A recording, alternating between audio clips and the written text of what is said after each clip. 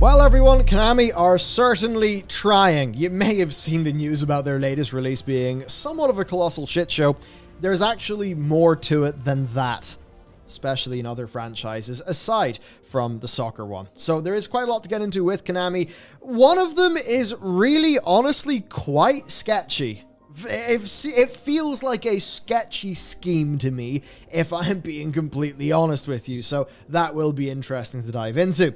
Now, one thing I should mention, we've got a new channel. Yes, we've got a new channel. It is linked down below. Over there, we've got FF14 and New World, and there will be other things as well. So check that channel out. And with that said, let's talk about Konami. Now, the first thing to do, of course, is their situation with eFootball 2022. Now, I'll be real, neither me or Matt are really big football sort of gamers, right? But there are other things that they're doing.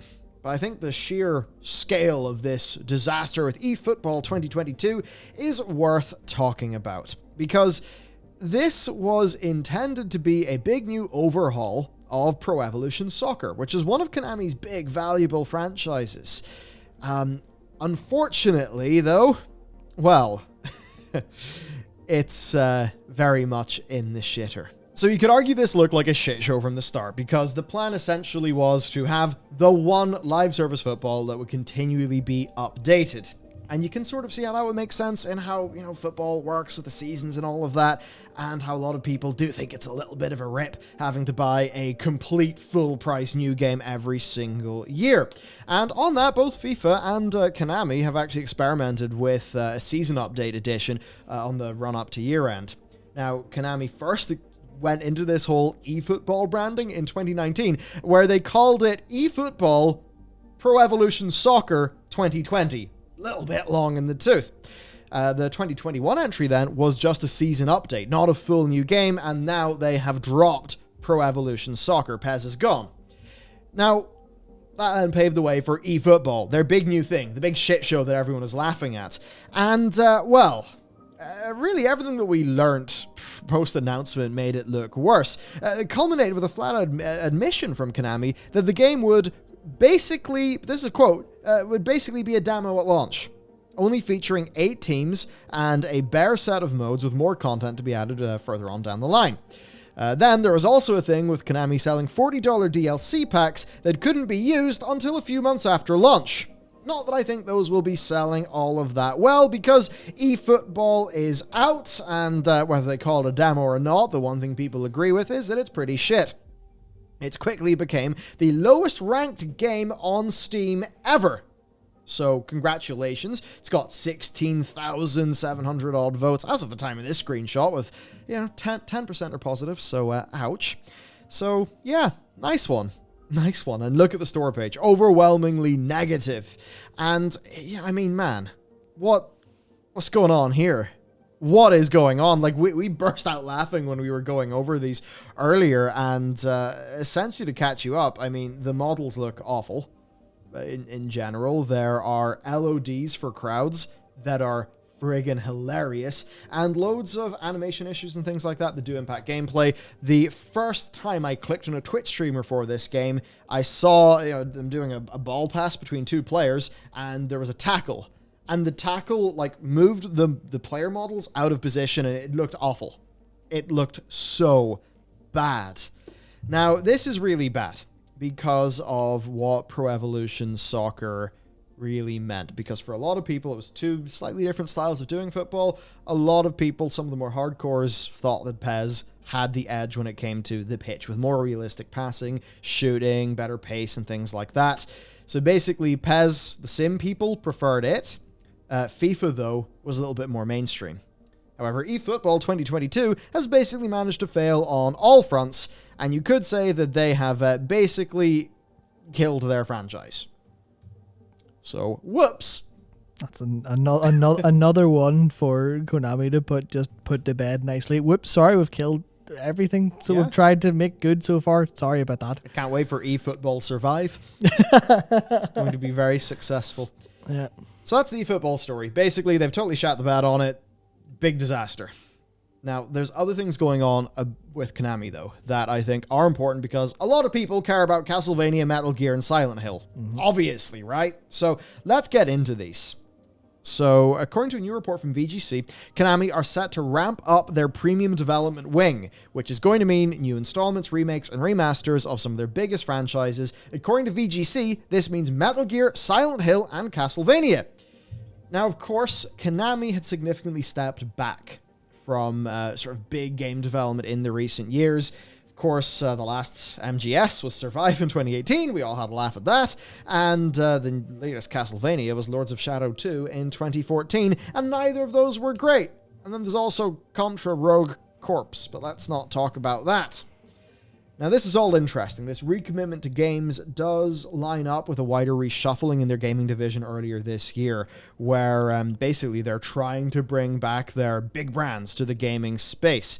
Now, according to all of this, we're going to get a reimagining of Castlevania in development that's by Konami in Japan. Then Virtuos are doing a remake of Metal Gear Solid. Metal Gear Solid. Now, Virtuos, initially, the coverage was basically just that they farmed this out to, I forget what website it was, but something along the lines of outsourcing studio in China. VGC didn't originally know who the studio was. All they heard it was a studio in China. But then it turns out it was Virtuos. They are a global studio. Yes, and Virtuos are pretty big. So many ports for the Switch. They brought over Dark Souls, The Outer Worlds, BioShock Collection. They also did support work in Battlefield 1 and Horizon Zero Dawn. So who knows? Maybe it's going to be Metal Gear Solid 3. I think people would be interested in that. Now, in addition, there's also apparently multiple Silent Hill games in the works of various external Japanese studios. We first heard about that back in February. And that was when reports were suggesting that a new project was going to a prominent Japanese studio. So all of that is interesting, but also Konami. People have certainly got trust issues, and I think reasonably so. Yeah, and before we move on, there's actually one thing I want to say about Lords of Shadow 2, that's actually not today, but when this video goes live, it'll be out, Metroid Dread. That's by a developer called Mercury Steam, and every review of that game so far has been absolutely stellar. It is literally everything that Metroid should be in the modern day in a 2D game. But Mercury Steam are the ones who made Lords of Shadow 2, which wasn't received very well. It wasn't terrible, but it wasn't received well, which goes to show that, take a developer, get Konami to publish for them, work with them, you get the shitty Castlevania game. You take them to Nintendo, who are like, do you want to make a game for us? And it turns out to be, actually a top-tier game. So I think you can see where Konami are the actual problem in this, as opposed to the developers they're working with. At least based on what, that kind of logic. Oh, for sure. I think you can. So, of course, they pulled out of E3. They said that this was down to timing issues and various key projects. So we can assume that does mean that they have a fair few things going on. Now, there's also the interesting thing here. They just announced a new contest for indie developers to create their own games, or to create games based on Konami's IP. It's the Action and Shooting Games contest, and honestly, I think it's a bit fucking weird. The company has posted a list of 80 games that developers can base their own games on in the hopes of winning an $18,000 prize. Now, what the fuck? It costs a lot more to do a game. So it's quite weird because if you win, Konami, can decide that they would like to publish your game and sell, and they'll invest up to $271,000 in development alongside supervision, mentorship, localization, and marketing support. So this is basically just a weird form of spec work. It's basically asking, small teams, whatever, to just do work for free, and Konami get to decide whether they like the work that you've done. So they're basically just trying to crowdsource game development, which, I in some sort of open source framework, you can understand that working. But here, this is Konami essentially just saying, well, here's a bunch of IP. We do not want to assume any risk. You, developer, are going to assume all of the risk. Now, if this was a situation where they were opening these up and developers could pitch a game concept, and then obviously, prove that they will be able to, to back it up. And then Konami would do a small seed investment, maybe even a $20,000 to $25,000. And then at the end of that competition, when a little vertical slice or something like that, because I'm assuming this is targeted at far smaller scoped games, then that would be a bit more okay, because that's a pitch competition. But this actually wanting people to, go and actually make games seems odd to me. Certainly financially, the incentive there, the 18 grand, isn't great. And yeah, basically it's just a weird spec work thing. And look, I know that some people are going to say, oh, well, I loved that particular game from the arcade back in the day. How cool did we get to make something with that? It's like, yeah, but we can't also ignore how Konami really want to gain here. They want to gain from all of these people's labor without assuming any risk whatsoever. Now, anybody who does enter this, of course, will be doing so knowing all of the terms of their own accord. But still, feels a bit weird to me. Also, publish. Well, what's the cut? Things like that would be good to know before... so I just feel like I get whiffs of sketch off this, to be honest. That said, they did publish Scale Attack last year, so perhaps they're just a little bit more hot on the idea of indies. Look, a Konami that's happy to work with indies and stuff like that, I think that would be great, More collaboration, more games, etc., etc., etc. I just think that doing it via contests like this just feels a bit too close to spec work for me. Yeah, it's, especially if you think about it, okay, you make an action and shooting game, which isn't going to be extremely popular in the indie space anyway. There's lots of them that are very good, so that's kind of a moot point, but, let's design this game around Konami's IP. If you're looking at a Gradius, if you're looking at a Twin Bee, you're looking at something like, okay, we've got very specific mechanics that are recognizable, and then if that doesn't pan out, what do you do with your work? You could maybe take it further if you're lucky. Someone else might publish it, or you might be able to finish it yourself and create it as a small project. But, if you're working for something that, as according to their criteria for judgment is, the game should radiate passion for the chosen genre and title, as well as convey a sense of innovation and the character of its creator. You're like, well, if you're going to radiate passion for their IP, then your project's basically dead in the water if they don't pick it up, which is completely different to how any other pitch basically works. Yeah, I'd say most of the games like this, just steal the mechanics and publish it yourself. Try to ship it to another publisher, or something like that, or at least you have a bit more sort of ownership. The power of Konami publishing, it's almost certainly a helpful thing. But just felt a bit odd to me. To me. All this, you could say, though, is a part of Konami's second return to games, where their main game refocus may have happened towards the start of the year, but their attempt to sort of come back to mainstream is a little bit older than that. Basically, back in 2019, Japan was on the verge of enacting gambling laws that essentially were targeting pachinko parlors, which is a very large part of what Konami does. I have to imagine as well, like a pretty damn profitable one, given that it's gambling.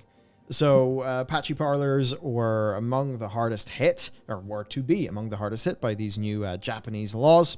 And, of course, Konami love pachinko parlors, right? Their physical gaming wing, not popular with the likes of us, but it did really well by the business. Now, when combined with the company's mobile games, esports division, and PES My Club revenue, they posted a hefty $1.75 billion in revenue during 2019.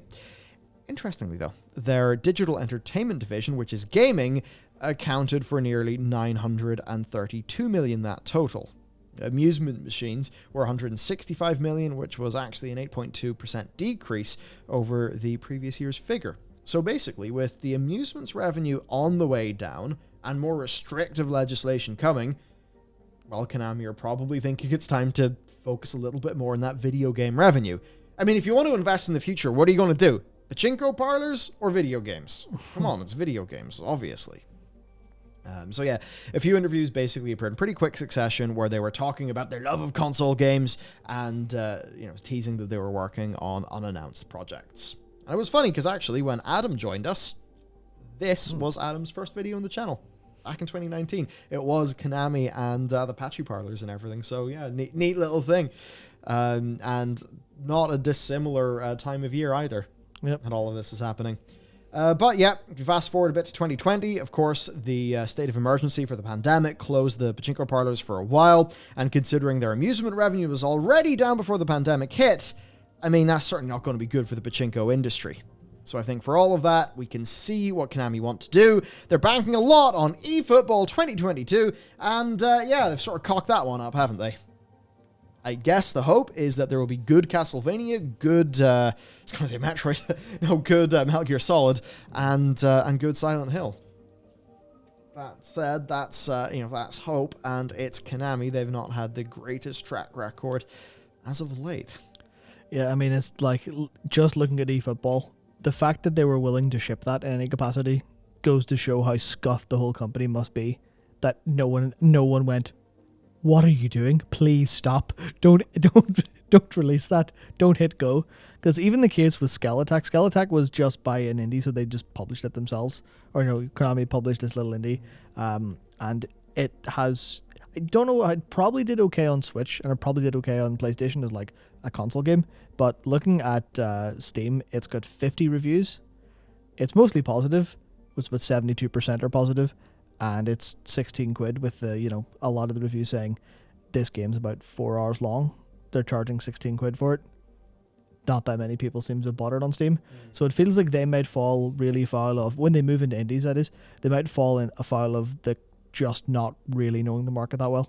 Because I think that's something I've seen with some Japanese indie publishers where they vastly overprice compared to what indies actually sell for. That's generally a thing, even for like double and triple A. Yeah, there was always, I mean, sure, from browsing Steam, like there was always the just for the longest time, there would be what the Western games would be priced at, and then some Japanese games just inexplicably be really expensive. I remember it was Jim Sterling's coverage of Attack on Titan. Ah, yes. Long time ago, and I remember like the price of that game was. Because by all accounts, it was like a pretty decent wee game, but like the price was insane for what the game actually was. Yeah, I think that's something that I imagine Konami will foul of. So I wouldn't trust them to work in indies based on what I've seen so far, and I also wouldn't trust them to actually have anything to do with development based on eFootball, based on Lords of Shadow, based on Metal Gear Survive. I think they have no hope, and they would nearly be better served, because obviously the contest is just a shameless, we don't really have any development resources. How do we get the most risk-free way of getting money out of our old IP that we all belong to, or all have the ability to monetize? They would be literally better served by going, just take the IP to auction and sell it. Like, I think that would probably make them more money in the long term, and then just pack up shop, because I think they would need to replace so many of their staff, I think, or decision makers, because how do you explain eFootball? Yeah, I mean, as Sterling very popularly coined, fuck Konami, like. Yeah, fuck Konami news. True to this day. Yeah. What leads to eFootball being published? How do you not know? Yeah, it's a shame, because you said at the start, we're not big football gamers, but back in the day, I did love, I think it was Pro Evo 3 and 4. I liked those a lot more than the FIFA counterparts at the time, to the dismay of a lot of people I knew. I thought those games were substantially better. Didn't play a ton of them, but I still liked them more. And it's actually, I feel a little bit of sadness saying, okay, so the Konami football games are shit now. Because I think they also published ISS 64, International Superstar Soccer. I think so, but sort of a moot point. That was a good game too, but the past dies, like. Sad, yeah. So you know what, Konami? Bloody hell, come on, lads. Don't be doing that. You're making Anthem look like a polished release. What are you doing? So there we go. That's that bit of news. Of course, there'll be more content on this channel, and also there is our new channel, the Bellular Gaming. The old Bellular Gaming is now called Bellular Warcraft. Yeah, I know. Bit confusing, but we'll all get used to it. All right, check that out. That's it for us. Fucking Konami news, and we will see you next time.